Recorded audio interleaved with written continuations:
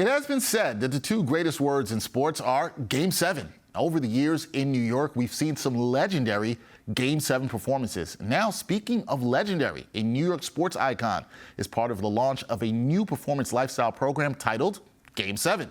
So joining me today to talk about the new platform and more is Rangers legend and six-time Stanley Cup winner Mark Messier and Game 7 co-founder Matt Vlasic. They join me now. Guys, how you doing? Good to see you. Great to see you too. Good to be on with you. Yeah, thank you. I'm so glad you guys are here. It's an exciting time to talk about this new venture. And guys, you are launching Game 7. I'm going to ask you, and I'm going to start with Mark first. Can you tell us about what exactly is Game 7 and what motivated you both to create this program? Well, that's a great question. For me, Game 7 means a lifetime of learning. Obviously, I was experienced 9 Game 7s in my career as a professional hockey player. And I think what really resonates with me are the lessons learned through those experiences in success and failure. And I think the question that we want to ask everybody is, what is your Game 7 moment? What is it that inspires you, or who has inspired you to be successful, and what you've learned through your experiences in, like I said, in success and failure. And so we think we can create a lifestyle platform that really kind of teaches, inspires our kids and youth, professionals, current and past, to ask the question, what is your Game 7 moment? And you don't necessarily have to be an athlete in order to have a Game 7 moment. We think with that it translates over to many different disciplines in life, because it's all the same kind of discipline and trust and dedication and inspiration and perspiration and all the things that we talk about that are so important in what sports teaches us. But those can carry on in everyday life in many different disciplines. So we think we can create a really inspiring lifestyle brand that teaches and inspires our folks around the world to ask themselves the question, what is your Game 7 moment? What is your Game 7 moment? And anyone can have a Game 7 moment. See, that's so exciting. Matt, what about you? What was some of the motivation for you to start this program?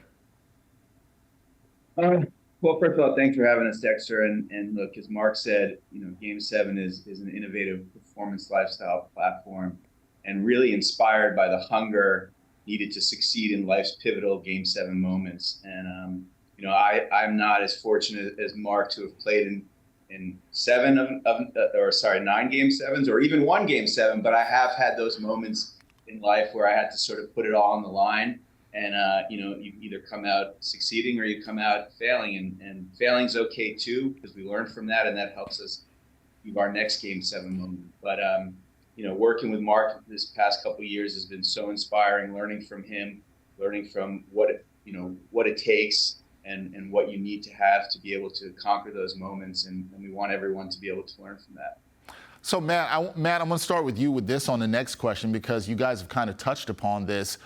Why do you think that sports fans will connect with Game 7? Is it the relatability and the fact that everybody or anyone can have a Game 7 moment, a moment in their life where they've got to step up to the challenge? Matt, is that part of it, reason you believe that fans will connect with this program?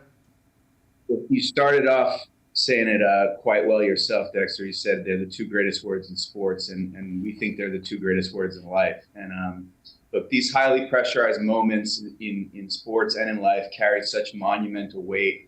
And as we watch these athletes push themselves to new levels and put it all on the line, we think that we can learn from that.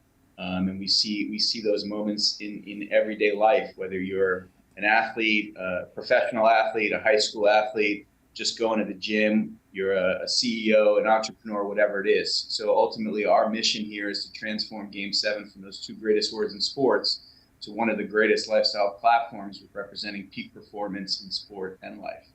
With that being said, Mark, I'll ask you this. What kind of content can fans expect from Game 7 once it's out there for the people? What kind of content can they expect? Yeah, I think that's the exciting part about this for me personally, is that we can create a community around Game 7 of like-minded people that are willing to explore their own potential. And through products, through docuseries, through lifestyle performance brands, I think more importantly, though, is that connecting with the audience and asking the greater question, how do people perform under the greatest pressure? What are the tools necessary in order to be successful in those moments? How can we learn from the greatest people that have thrived in those moments? And what is it that allowed them to feel free under the most pressurized moments? And I think that alone is interesting enough. And we did a quick survey of Game 7 and how many people really kind of understood what Game 7, what it meant to them. And one or two people, knew what Game 7 was, even if they weren't an athlete. So, we have 100 years of content to bring to the people in Major League Baseball, National Hockey League, and the National Basketball Association. And I've got another 100 years of content in the pipeline coming. And every year, and last year and this year, we always see great Game 7 performances. We see failures, which I failed many times myself. And I think those are the life lessons that are really important. So, we got a whole host of things that we feel are going to be really relevant to the Game 7 platform and brand. And we're really excited to march that out. We got an incredible investor list. Connor Shell, who's did Last Dance and Words and Pictures, is a partner of ours, and we got some really kind of interesting things in the pipeline coming soon. And Mark, you just talked about life lessons. You know very well what it's like to play in a Game 7 at the highest level, in which you delivered a Stanley Cup to New York back in '94. You talked about playing in 9 of them. Can you describe for the viewers the pressure of playing in a Game 7, and then also, what does it feel like to win one? Can you talk about that feeling, what it feels like to win one and the pressure of it?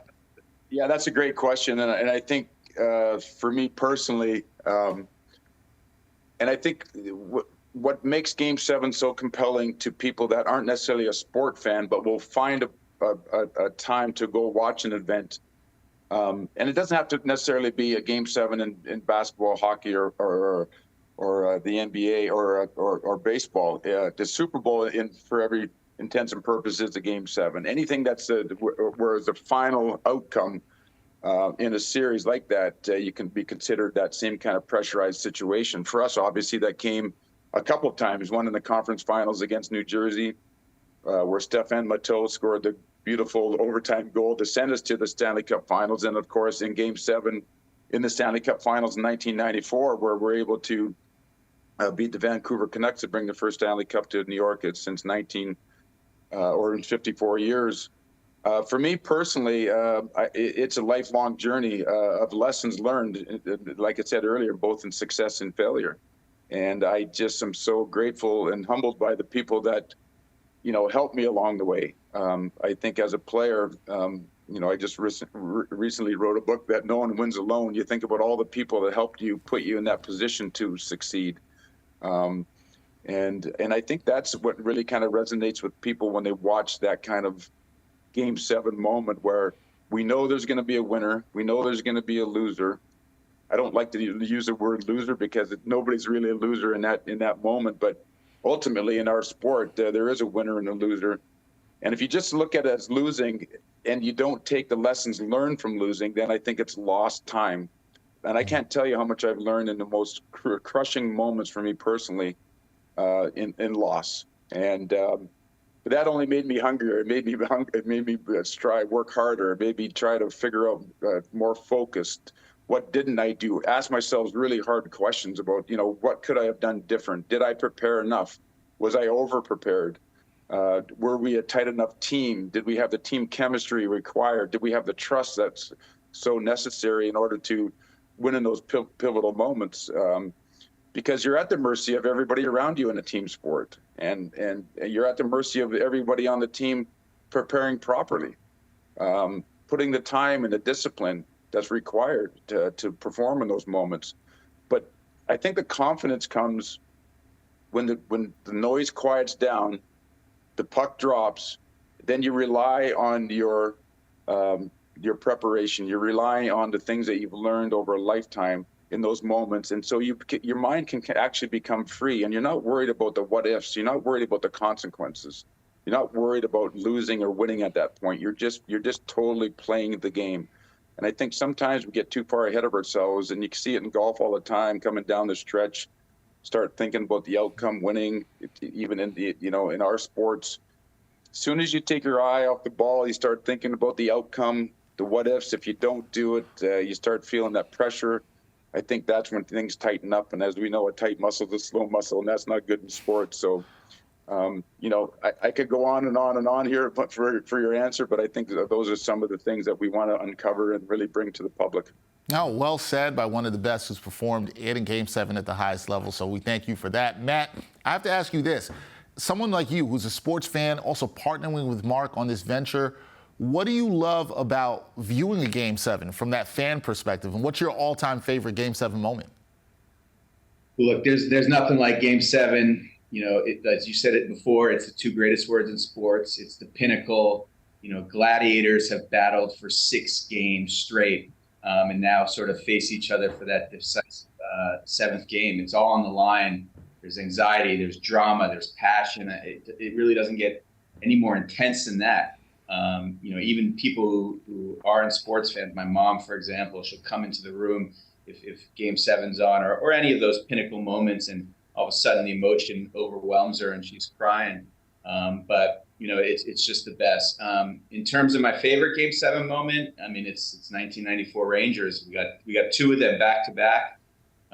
Bringing that cup home to New York. And look, I wasn't even the biggest hockey fan, to be honest. I was a sports fan in general, but that run that they had captivated New York, where I'm from, and it was so impactful. And I'll never forget the impact on the city, the impact on people that weren't necessarily even Rangers fans, even hockey fans. And that's sort of one of the reasons I'm sitting here today with Mark, as my partner in our journey to build Game 7 from those 2 greatest words in sports into one of the greatest brands.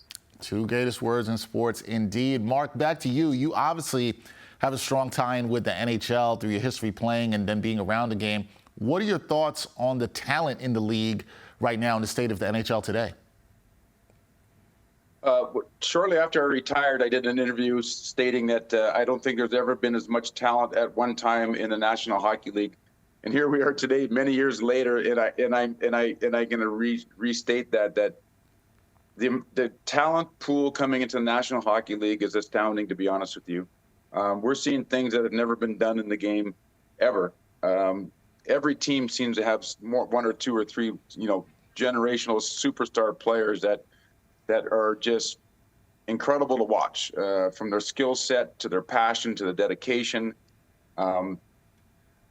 And coming from all over the world. You look at the southern states now in the National Hockey League, and kids, coming from non-traditional hockey areas, making it to the National Hockey League. It just goes to show you the growth of our game, the investment that we're putting into the diversity of the game around the world.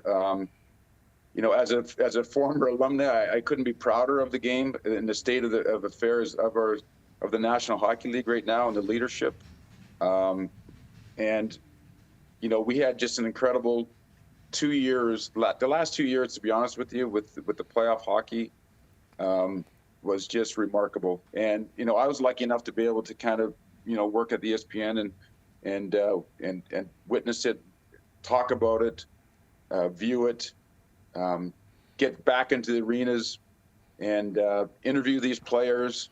And they're just such great kids. Wow, what an exciting time for the fans of the National Hockey League and for the teams themselves. Yeah, definitely an exciting time for the NHL right now. Matt, I'm coming back to you on this one because you've worked for years in the entertainment industry.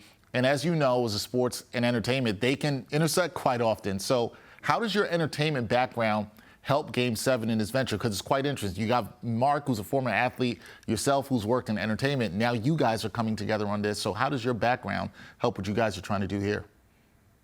I think, first of all, the skill sets needed to achieve success in a Game 7 moment spans beyond sports, right? It's an experience that requires really a lifetime of learning and practice, and to sort of take the fear of failure and use it as energy to fuel in a positive way. And look, we believe this acquired skill set can be applied across anything, whether that's business, fashion, entertainment.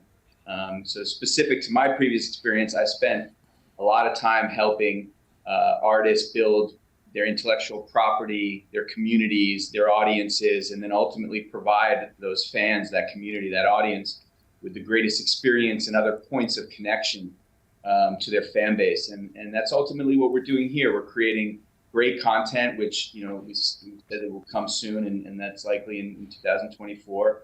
And that content will help build the Game 7 IP and ultimately foster and inspire community, to which we will then provide unbelievably immersive experiences and products. Yeah, there you go. Mark, one more thing back for you on hockey. I had a couple more for you guys, and then we're done. Ranger fans, as you know, Mark, they would love to see another Game 7 Stanley Cup victory like you delivered back in '94. What were the biggest lessons that you learned from your Game 7s on the Rangers, and how do they translate into what you're trying to do now here with this Game 7 platform?